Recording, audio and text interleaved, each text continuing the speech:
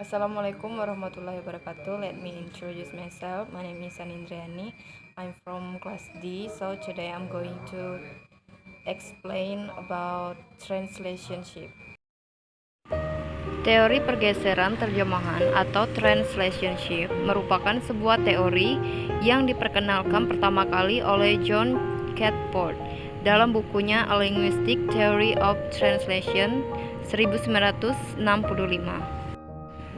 Catford menjelaskan bahwa suatu perubahan terjadi atau dapat terjadi dalam proses penerjemahan sehingga terbentuk pergeseran tatanan struktur. Hal ini diakibatkan oleh usaha untuk mengejawantahkan perbedaan sistemik antara bahasa sumber dan bahasa sasaran.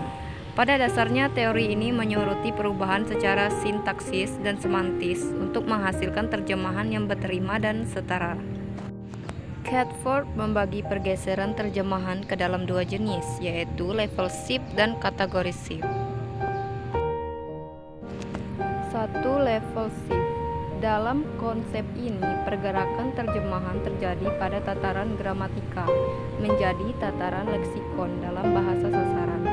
Contoh, he is watching, dia sedang menonton.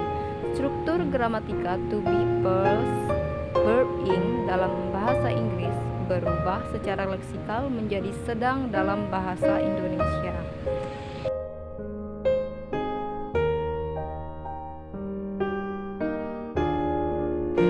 Dua, kategori shift. Pergeseran terjemahan jenis ini terjadi akibat proses penerjemahan secara bebas sehingga tidak terpaku pada ekuivalensi tataran gramatika, bahasa sumber, dan bahasa sasaran.